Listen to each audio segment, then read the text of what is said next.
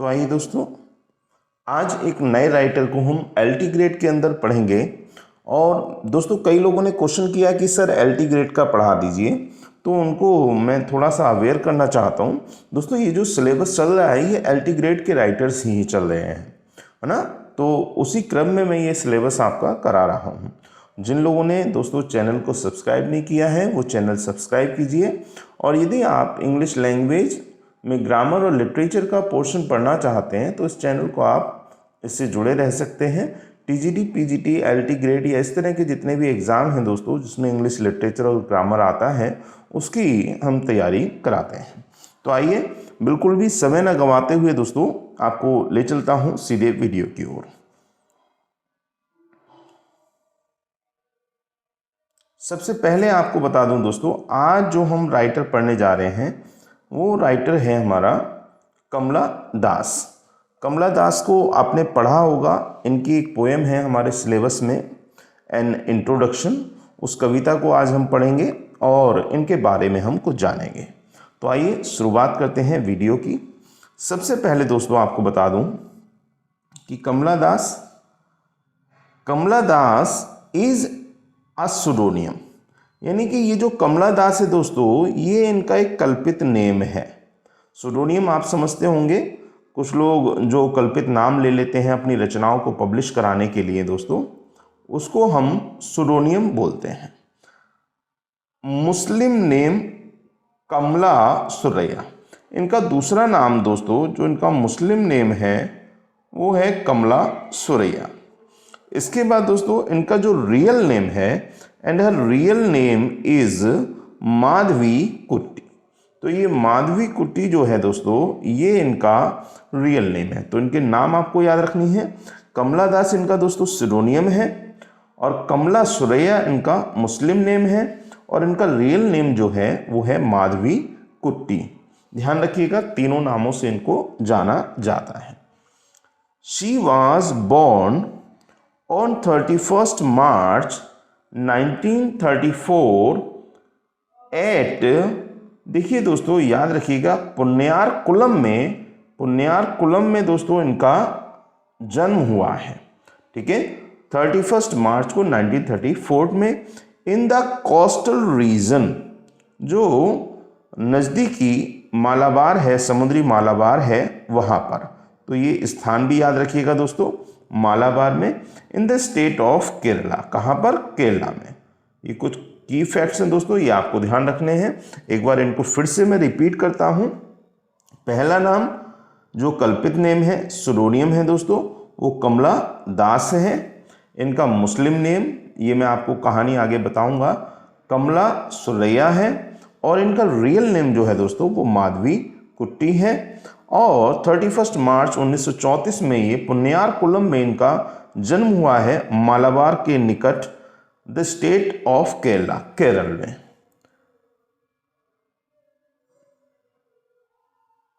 आगे हम बात करते हैं दोस्तों, she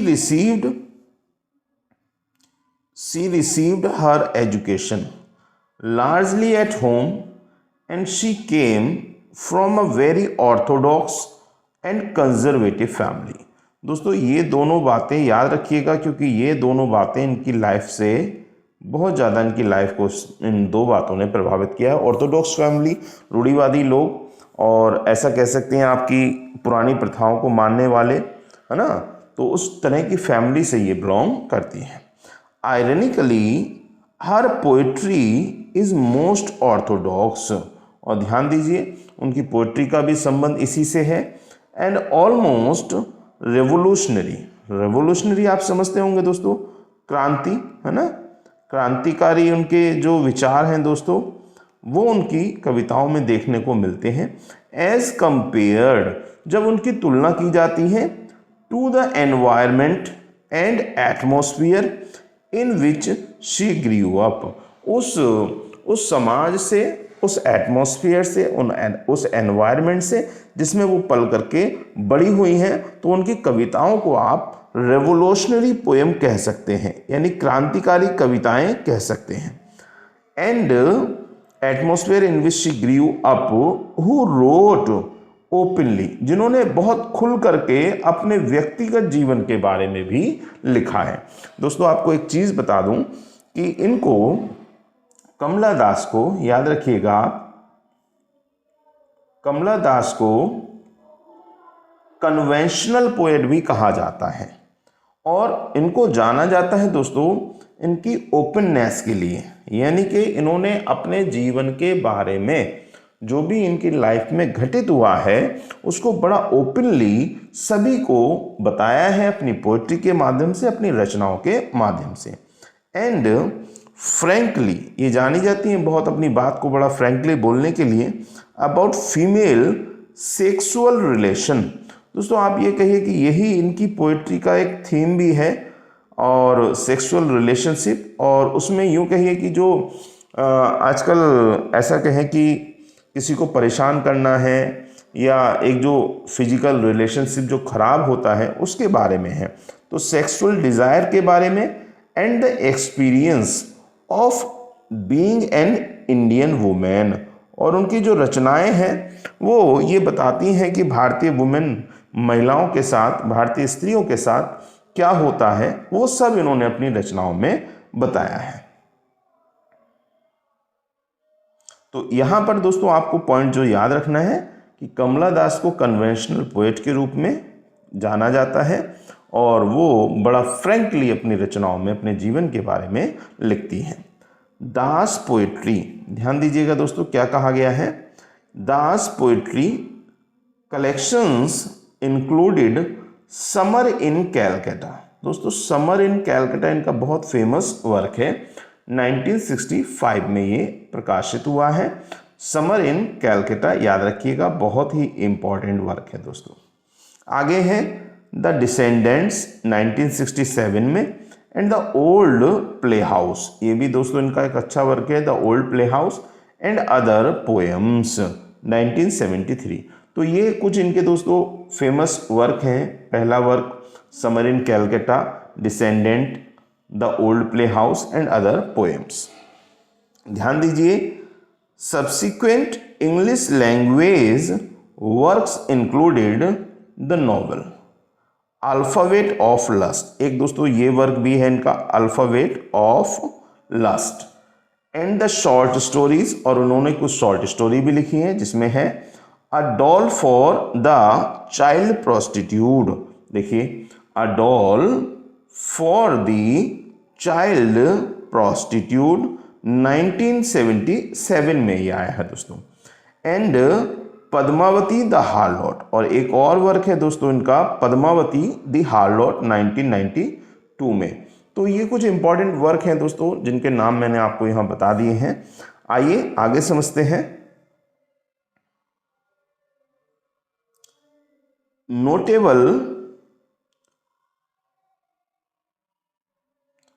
Notable among her many Malayalam works was the short story collection। देखिए, ध्यान दीजिए कि चूंकि वो केरल की रहने वाली हैं दोस्तों, तो ये पोएम में भी उन्होंने जिक्र किया है अपनी भाषाओं का। मलयालम भाषा में दोस्तों उनके कई सारे वर्क लिखे हुए हैं, जिसमें एक है दोस्तों थानप्पू। ध्यान रखिएगा, थानप्पू is a work by Kamala दास, और याद रखिए कोल्ड। आगे कहा गया है दोस्तों द मेमोर बाल्यकाल, ध्यान रखिएगा सॉरी, बाल्यकाल स्मरण काल, ये एक ही वर्क है दोस्तों, यहाँ पर स्पेस हो गया है, बाल्यकाल स्मरण काल, ये इनका एक वर्क है 1987 में। मेमोरीज ऑफ चाइल्डहुड, जिसके अंदर क्या है दोस्तों, इनके बचपन की जो यादें हैं उनको इसमें दर्शाया गया है। Perhaps her best known work was an autobiography, और दोस्तों इनका सबसे इंपॉर्टेंट जो वर्क है जो सबसे इंपॉर्टेंट वर्क है दोस्तों, जिसको ऑटोबायोग्राफी के रूप में जाना जाता है,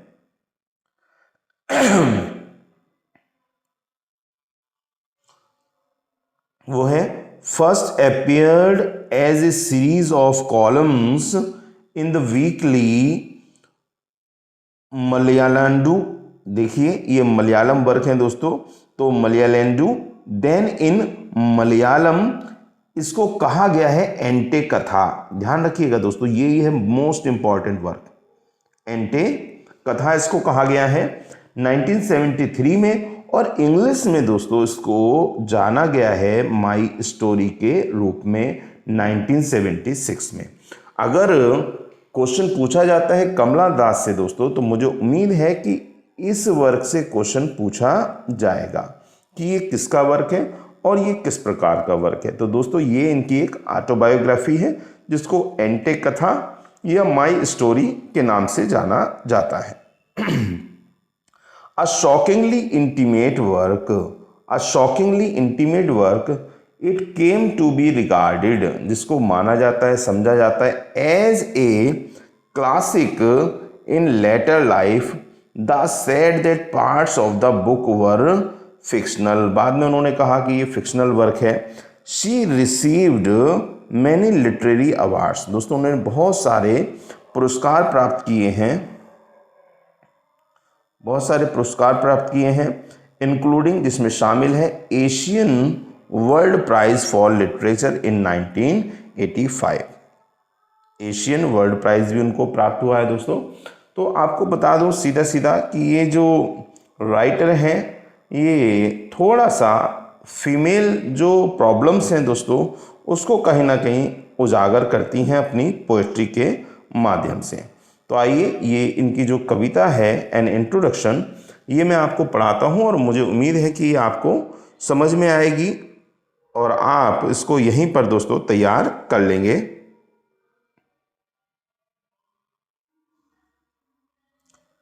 चलिए शुरुआत करते हैं।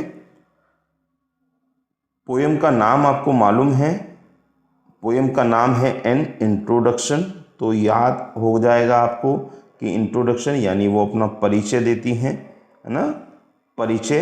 अब परिचय किस प्रकार से दिया गया है इसको आप देखिए, समझिएगा। तो सबसे पहले तो आप यही याद कर लें कि an introduction is a work by Kamala Das. क्या कहा गया है दोस्तों, यहाँ पर एक चीज़ आपको बता दूँ, मैंने इन पोइट्री की इन लाइनों को कुछ अलग अलग प्रकार से डिवाइड किया है आपको समझाने की दृष्टि से। तो मुझे उम्मीद है आपको ये चीज़ें समझ में आएंगी, कहीं कोई प्रॉब्लम नहीं आएगी। बस थोड़ा सा आपको दोस्तों फोकस करना है।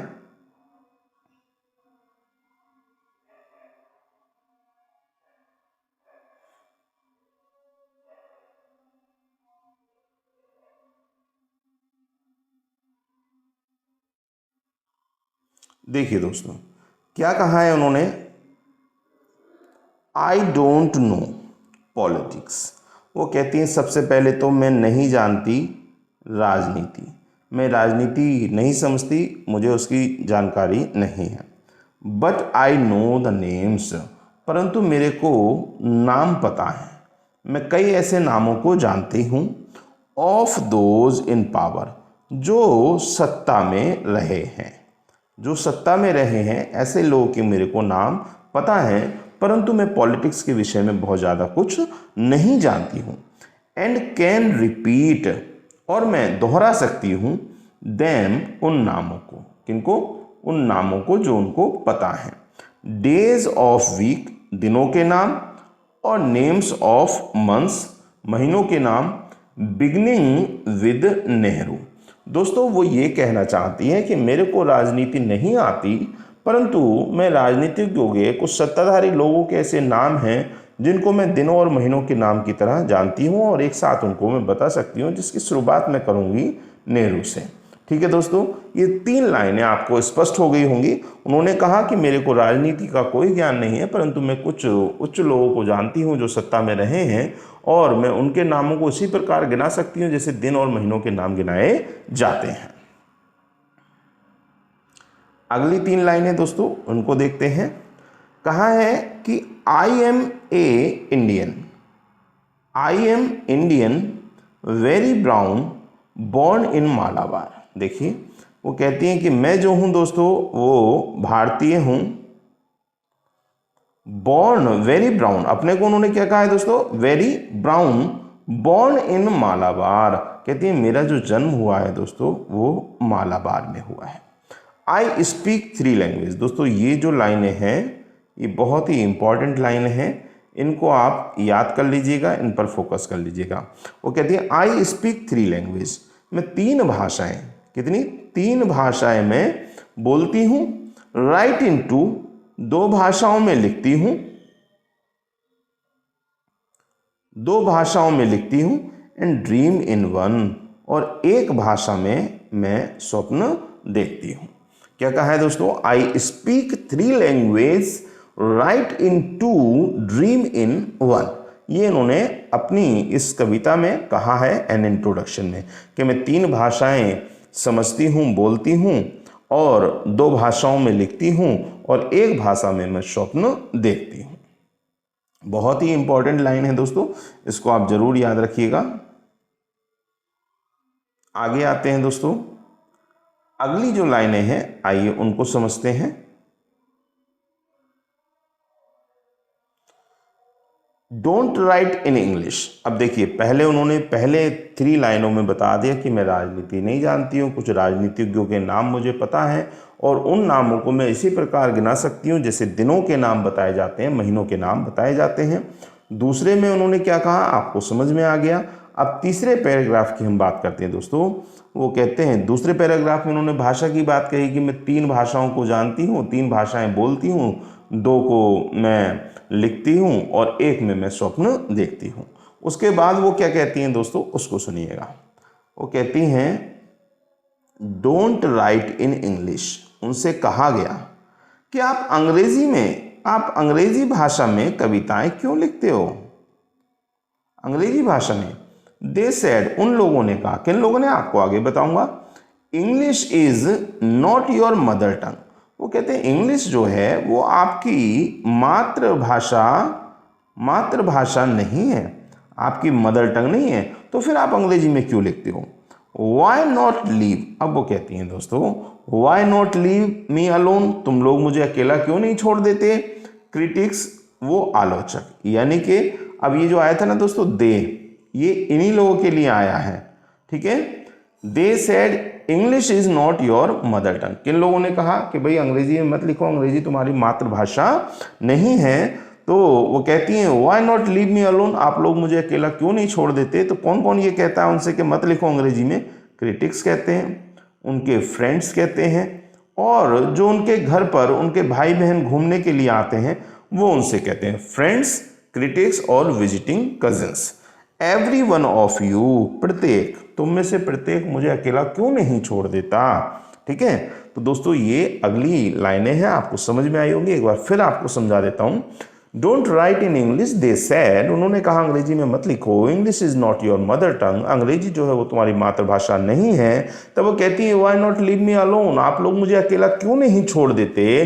Critics, friends, visiting cousins, every one of you, आलोचकों, मित्रों और मेरे भाइयों बहनों, तुम मुझे अकेला क्यों नहीं छोड़ देते। आइए दोस्तों अगली लाइनों की ओर चलते हैं।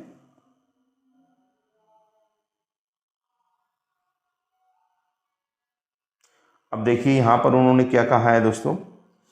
Y not let me speak in any language I like. वो कहती हैं कि why not let me speak, तुम लोग मुझको क्यों नहीं बोलने देते इन एनी लैंग्वेज, किसी भी भाषा में, आई लाइक, जिसको मैं पसंद करती हूँ। मीन्स आप कह रहे हो अंग्रेजी में मत लिखो, है ना, क्रिटिक्स भी कह रहे हैं, दोस्त भी कह रहे हैं, और जो आने जाने वाले लोग हैं, भाई बहन लोग हैं, वो भी कह रहे हैं। तो कहती हैं कि आप भैया मुझे अकेला छोड़ दो, है ना। Why not let me speak, क्यों नहीं मुझको बोलने देते इन एनी लैंग्वेज, किसी भी भाषा में, आई लाइक, जो मैं पसंद करती हूँ। The language I speak becomes mine, वह भाषा जिसको मैं बोलती हूँ वह मेरी भाषा हो जाती है। इट्स डिस्टोर्शंस, और उसके जो विरूपण हैं, अच्छाइयाँ हैं, बुराइयाँ हैं, कमियाँ हैं, वो सब मेरी हो जाती हैं। इट्स क्वीरनेस, उसकी जो विचित्रताएं हैं वो भी मेरी हो जाती हैं। ऑल माइन, वह सब चीज़ें मेरी हैं। माइन अलोन, मेरी खुद की। वो कहते हैं जब मैं किसी भाषा को बोलती हूँ, समझती हूँ, तो उस भाषा से मेरा कोई द्वेष नहीं रह जाता। वो मेरी मदर टंग हो या ना हो, इससे कोई फर्क नहीं पड़ता। उसकी अच्छाइयाँ, बुराइयाँ, कमियाँ सभी कुछ मेरा अपना हो जाता है। आगे देखिए दोस्तों, उन्होंने आगे क्या कहा है, इट इज हाफ, क्या कहती हैं, it is half English, half Indian, funny perhaps. अरे भाई, अधूरा अधूरा इंग्लिश कहिए, आप उसको अंग्रेजी कहिए, हाफ इंडियन भाषा कहिए, आप उसको फनी समझते हो, कोई बात नहीं है, बट इट इज़ ऑनेस्ट, परंतु ईमानदारी से कहूँ, it is as human as I am human. यह उतनी ही मानवता को दर्शाने वाली भाषा है जितना कि मैं खुद में एक मनुष्य हूँ। डोंट यू सी, क्या आप लोग नहीं देखते, it voices my joys, it's voices, इसकी जो आवाज़ें हैं दोस्तों, माई जॉयस, वही मेरा आनंद है, माई लॉन्गिंग्स, और मेरा संबंध इसके साथ है, मेरे से बहुत सारी चीज़ें जुड़ी हुई हैं, माई होप्स, मेरी आशाएं, and it is useful to me as cawing is to crows. वो कहते हैं जैसे कौए की काएं काएं उसको पसंद होती है, उससे जुड़ी होती है दोस्तों, और रोरिंग टू द लॉयंस, और जो शेर है उसकी जो दहाड़ है उससे जुड़ी होती है। इसी प्रकार कौए की काएं काएं और शेर की दहाड़ जैसे उन दोनों से जुड़ी होती है, इसी प्रकार ये भाषा मेरे साथ जुड़ी हुई है। ये भाषा उतनी ही ह्यूमन है जितनी कि मैं। तो ये उन्होंने रिप्लाई दिया है दोस्तों अपनी ही पोयम में उन लोगों को जो उनकी आलोचना करते हैं। आगे दोस्तों क्या कहा है, आगे कहा है, it is human speech, the speech of mind that is here and not there. कहते हैं इट इज ह्यूमन स्पीच, ये तो मानव की भाषा है, मनुष्य की भाषा है, कॉमन विचारों को, दोस्तों क्या कहा है, विचारों को आदान प्रदान, आदान प्रदान करने की भाषा।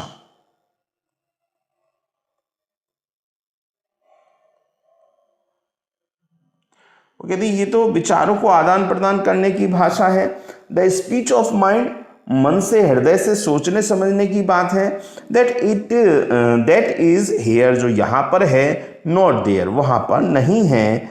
अ माइंड दैट सीज, एक मस्तिष्क जो इसको देखता है, एंड हियर्स, जो सुनता है, एंड इज अवेयर, और इसको जो समझता है। मीन्स उससे से ये जो भाषा है इसको मैं देखती हूँ, सुनती हूँ, समझती हूँ, और वे लोग जो देखते हैं, सुनते हैं, समझते हैं, उनके लिए विचारों को आदान प्रदान करने की ये भाषा है। आइए दोस्तों आगे चलते हैं, आगे क्या लाइनें हैं, आगे उन्होंने क्या कहा है। मुझे उम्मीद है आपको समझ में आ रहा होगा, और दोस्तों कमेंट करके आप जरूर बताइएगा कि पॉइंट्स आपको क्लियर होते हैं या नहीं, है ना। वो कहते हैं नॉट, उन्होंने कहा not deaf blind speech, not deaf blind speech of trees. वो कहते हैं कि ये not the speech, not the deaf blind speech. वो कहते हैं बहरापन, डीफ माने बहरा होना, ब्लाइंड मीन्स अंधा। तो कहते हैं दोस्तों कि ऐसा नहीं है, आपको लग रहा है परंतु ऐसा है नहीं। नॉट द डीफ, ये उस तरह से इसमें अंधापन, बहरापन नहीं है जिस प्रकार से होता है कि इसमें ऑफ ट्रीज, वृक्षों में, इन स्टॉर्म, तूफान में जब वो घिरे होते हैं, और ऑफ मानसून क्लाउड्स, और जो मानसूनी बादल होते हैं उनकी आवाज़ जो होती है वो जो समझ में नहीं आती है, इस तरह की भाषा नहीं है ये। और ऑफ रेन, और बरसात की भाषा, क्लाउड्स की आवाज़, यानी जो बरसात में आवाज़ होती है वो आवाज़, बादलों की, मानसूनी बादलों की आवाज़, और तूफान वाले जो पेड़ इधर उधर हिलते हैं हवा में उनकी जो आवाज़ होती है जो समझ में नहीं आती, उनकी तरह यह जो आवाज़ है, ये जो इंग्लिश लैंग्वेज है, ये जो भाषा है, यह डीफ और ब्लाइंड नहीं है। और द इनकोहेरेंट, और यह बिल्कुल भी बेतुकी नहीं है, मटरिंग्स ऑफ द ब्लेजिंग, और जो मटरिंग करते हैं, जो लोग बड़बड़ाते हैं, ऑफ द ब्लेजिंग फंडल पायरे। दोस्तों जो चिता के पास, चिता के जलने पर कुछ आवाज़ें ओरिजिनेट होती हैं, और कुछ लोग वहाँ पर जो बड़बड़ाते हैं, जो स्पष्ट नहीं होता है, तो कहती हैं कि यह भाषा उन भाषाओं की तरह, उन आवाज़ों की तरह बिल्कुल नहीं है। चाहे वो लोगों का बड़बड़ाना हो जो समझ में नहीं आता, चाहे वो मानसूनी बादलों की गड़गड़ाहट हो, या वर्षा का होना हो, या स्टॉर्म हो, इनकी तरह वो डीफ और ब्लाइंड नहीं है। आगे देखिए दोस्तों क्या कहा गया। आगे कहा गया है I was child, I was child and later they. दोस्तों यहाँ से थोड़ा सा टर्न ऑफ थॉट उन्होंने दिया है अपनी पोइट्री को। वो कहती हैं कि मैं एक बच्ची थी, and later they told me, और कुछ समय बाद मेरे को एहसास हुआ, उन लोगों ने मुझको बताया, they told me I grieve, कि मैं बड़ी हो गई हूँ, फॉर क्योंकि आई बिकेम टॉल, मैं लंबी हो गई थी, माई लिम्स मेरे जो शरीर के अंग हैं, स्वेल्ड वो उभर गए थे, एंड वन और टू प्लेसेस और एक या दो स्थानों पर स्प्राउटेड हेयर बाल अंकुरित हो गए थे। मीन्स दोस्तों वो कहती हैं कि मैं अपनी उस बचपन की अवस्था से थोड़ा सा यंग एज की तरफ जब बढ़ी तो लोगों ने, मेरी हाइट ने, मेरे शरीर ने, मेरे शरीर के अंगों ने मुझको ये एहसास करा दिया, और लोगों ने कह कह के मुझको ये एहसास करा दिया कि अब तुम बड़ी हो गई हो। अब देखिए दोस्तों आगे यहाँ से थोड़ा सा टर्न ऑफ थॉट मिला है दोस्तों। अब वो यहाँ से अपना जो उनकी जो लाइफ है उसके बारे में थोड़ा सा वो बताती हैं। क्या कहती हैं दोस्तों, सुनिएगा ध्यान से। When I asked for love, और जब मेरे को इच्छा हुई प्रेम को पाने की, मीन्स जब वो थोड़ा सा एडल्ट्री की ओर बढ़ी, युवावस्था में आई, उनका शरीर विकसित हुआ, तो उसके बाद उनकी इच्छाएं हुई। हाँ, तो when I asked for love, not knowing what else to ask, जब मेरे को पता भी नहीं था कि क्या कहना चाहिए, क्या समझना चाहिए, क्या बोलना चाहिए, फॉर इन चीज़ों को कैसे अभिव्यक्त करना चाहिए, ही ड्यू ए यूथ, उन लोगों ने क्या किया, ही ड्यू वो ले आए एक युवा को ऑफ 16 जो 16 वर्ष का था, इनटू द बेडरूम मेरे कमरे में उसको घुसा दिया, मीन्स उसको बंधन में बांध दिया, एंड क्लोज द डोर, और उन्होंने दरवाज़ा बंद कर दिया।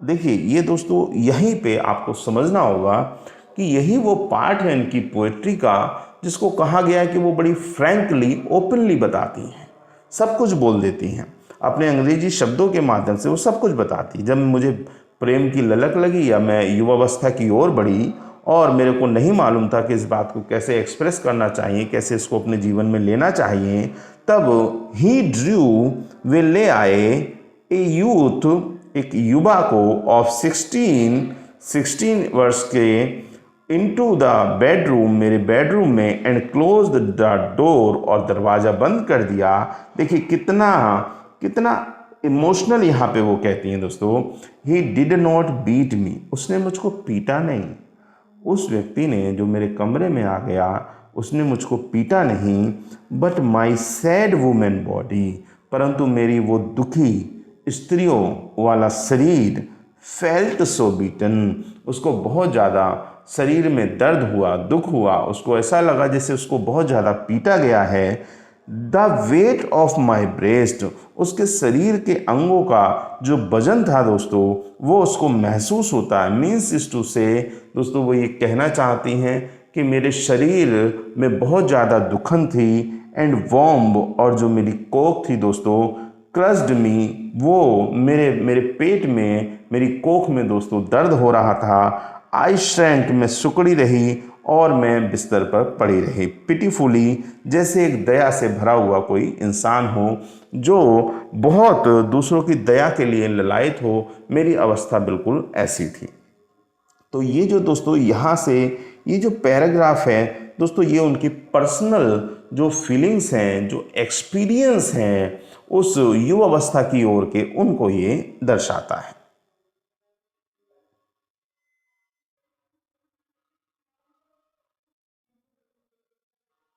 आगे क्या कहा दोस्तों, कहते हैं देन, ये मैंने पार्ट अलग किया है दोस्तों आपको समझाने की दृष्टि से कि आपको समझ में आए। कहते हैं देन आई वोर ए शर्ट, और उस घटना के बाद देन ये डॉट डॉट लगा है दोस्तों, उनकी पोइट्री में ऐसा मेंशन है, मतलब वो और बहुत कुछ उन्होंने कहा, इसका मतलब ये है कि आगे इसी तरह से।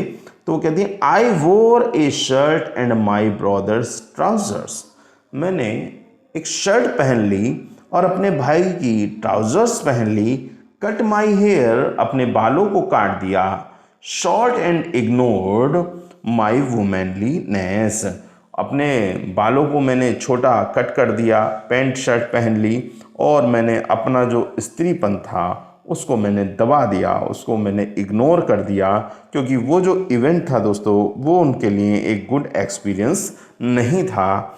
आगे क्या कहा दोस्तों, अब जब उन्होंने ऐसा किया तो देखिए समाज ने क्या किया।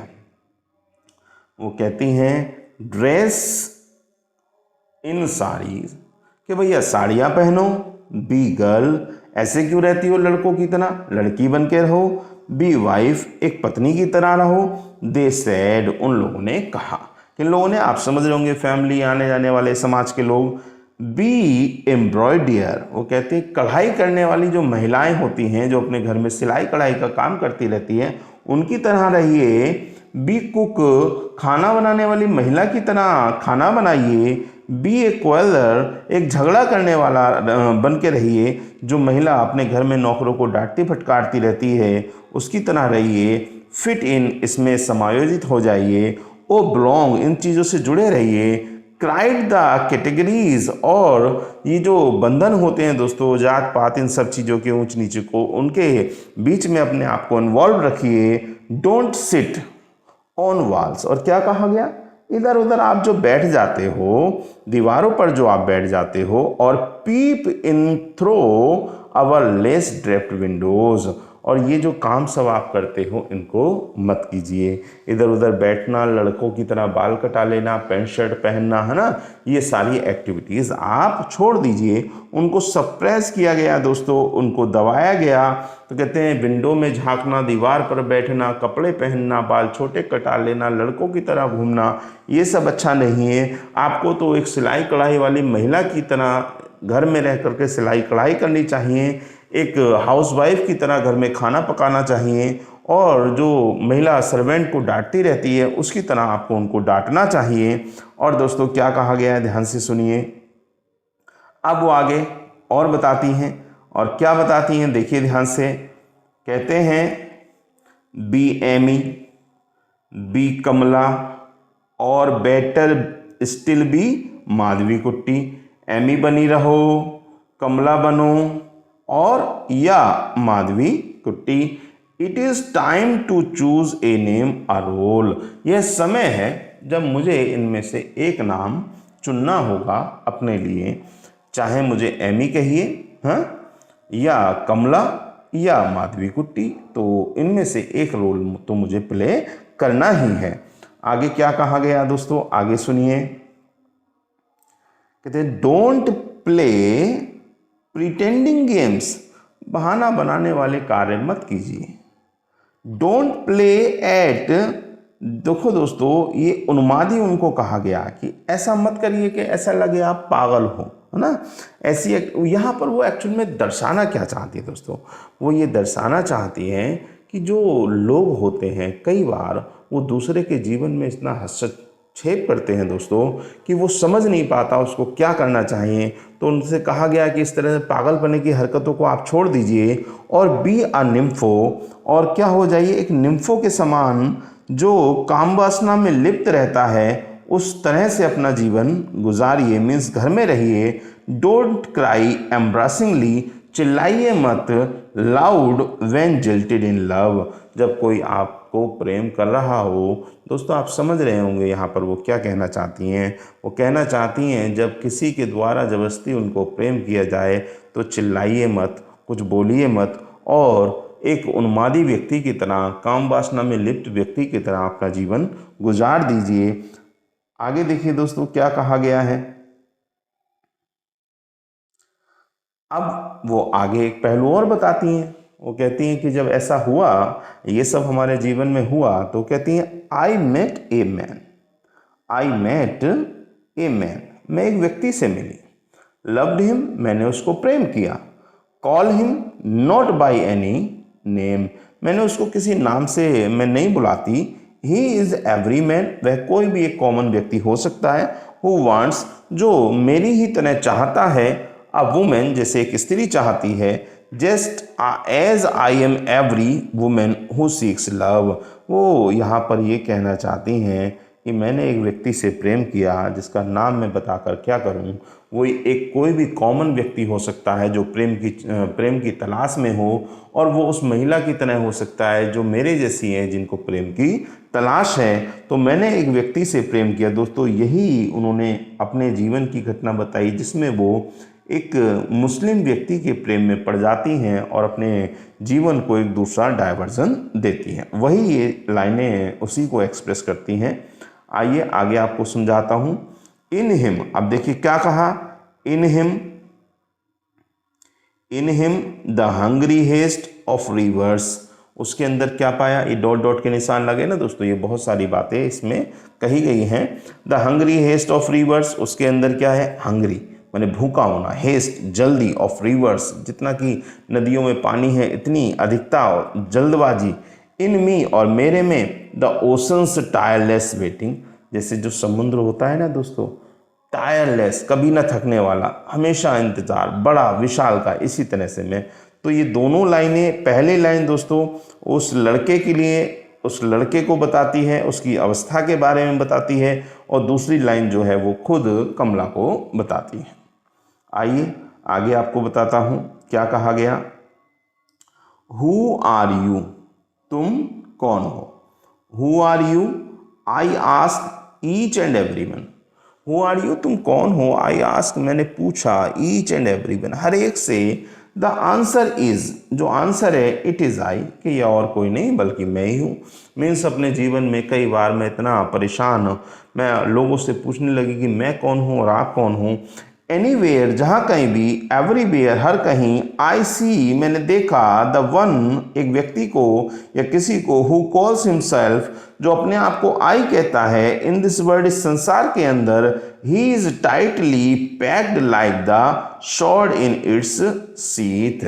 दोस्तों, वो कहती हैं कि ऐसे व्यक्ति जो अपने आप को मैं कह करके संबोधित करते हैं और वो कहते हैं मैं हूँ, वो बिल्कुल उसी तरह जैसे कि एक तलवार एक म्यान में पड़ी रहती है, फिक्स्ड, ऐसे ही वो लोग होते हैं। तो ये क्वेश्चन दोस्तों यहाँ पर उन्होंने अपने आप से ओरिजिनेट किया है और उसको वो बताती हैं आगे क्या। हु आर यू, तुम कौन हो, मैं कौन हूँ, किसने बताया, कौन किसको बताएगा। और कहती हैं कि ऐसे लोग जो अपने आप को मैं कहते हैं, या मैंने जो अपने लिए सवाल ओरिजिनेट किया, उस सवाल का जवाब बिल्कुल कुछ इसी प्रकार से था कि लोग अपने आप को इतना स्थिर बना देते हैं जैसे कि एक तलवार एक म्यान के अंदर पड़ी रहती है, ऐसे ही लोग इन चीज़ों में लगे रहते हैं, मैं। आगे क्या कहा है दोस्तों, देखिए एंडिंग लाइंस की ओर अब हम जा रहे हैं। It is I, it is I, उन्होंने कहा it is I who drink lonely, it is I who drink lonely, drinks at 12। देखिए क्या कहा, ड्रिंक्स एट 12 मिडनाइट, यह और कोई नहीं बल्कि मैं थी जिसने रात्रि में ड्रिंक की। मतलब उन चीज़ों को, निराशा में जीवन में उन्होंने बहुत कुछ ऐसा देखा जिसमें वो दोस्तों ड्रिंक करने की शौकीन हो गई। इन होटल्स ऑफ स्ट्रेंज टाउन्स, और मैं घूमी कहाँ, होटल्स में, टाउन्स में जो अजनबी थे, जहाँ मेरा पहले से कोई परिचय नहीं था। It is I who laugh, यह मैं ही थी जो हंसती हूँ, मुस्कुराती हूँ। It is I who make love, और यह मैं ही हूँ जो प्रेम करती हूँ। एंड देन फील शेम, और बाद में पछताती हूँ। इट इज़ आई, यह और कोई नहीं बल्कि मैं ही हूँ, हु लाई डाइंग, जो मरे के समान पड़ी रहती हूँ। With rattle in my throat, with rattle in my throat, जो दोस्तों खरासे लाइक हो जाती हैं गले के अंदर, उनको कहा गया है कि बिल्कुल ऐसे जिसे गला रुंध गया हो, इस प्रकार से मैं इधर उधर घूमती, मुस्कुराती, हंसती, निराश होती, पछताती, इस तरह से रात में ड्रिंक करती, इस तरह से मेरा जीवन हो गया। तो दोस्तों ये आपको समझ में आया होगा। आइए आगे चलते हैं। आगे क्या कहा है दोस्तों उन्होंने, ये इम्पॉर्टेंट है, बहुत ही इम्पॉर्टेंट लाइंस भी हैं, इनको आप ध्यान दीजिएगा दोस्तों। अगर ये लाइनें आती हैं तो इस पर आपको फोकस करना चाहिए। वो कहते हैं आई एम सिनर। ये आपसे पूछा जाएगा किसने ये लाइनें कही हैं या किस राइटर की हैं। आई एम सिनर, मैं पापी हूँ। आई एम सेंट, मैं साधु हूँ। आई एम द बिलव्ड, मैं प्रेमिका भी हूँ, प्रेमी भी हूँ। एंड द बेट्रेड, और मैं वही हूँ जिसको छोड़ दिया गया। आई हैव नो जॉयस, कोई आनंद नहीं है। दैट आर नॉट योर्स, जो तुम्हारे नहीं है। नो एक्स, कोई दुख दर्द नहीं। Which are not yours, means न सुख में सुखी न दुख में दुखी। दुख भी तुम्हारे नहीं है और सुख भी तुम्हारे नहीं है। I too call myself I, इसलिए मैं अपने आप को और कुछ नहीं मैं कहती हूँ। तो दोस्तों ये उनकी लाइन्स है, बहुत ही मोस्ट फेमस ये लाइन है दोस्तों। इन लाइनों को आप ज़रूर याद कर लें, इन लाइनों को आप समझें, इम्पॉर्टेंट लाइन है। तो ये थी दोस्तों कविता। जी हाँ, ये थी कविता दोस्तों, और मुझे उम्मीद है आपको ये पोएम समझ में आई होगी। तो मिलते हैं दोस्तों अगले वीडियो में। और जो भी लोग LT ग्रेड का दोस्तों बैच ज्वाइन करना चाहते हैं वो दिए गए नंबर पर संपर्क कर सकते हैं। उनको स्टार्टिंग में मैंने नंबर अपना दे दिया है। और इसी तरह से दोस्तों हम स्लोली इस सिलेबस को कंप्लीट करेंगे। अभी आपके पास समय है, आप इस सिलेबस को कंप्लीट करें। तो मिलते हैं दोस्तों अगले वीडियो में। तब तक के लिए नमस्कार। Thank you so much. लगे रहिए, मेहनत करते रहिए। परिश्रम आप जब करेंगे तो एक ना एक दिन निश्चित रूप से आपको सफलता मिलेगी।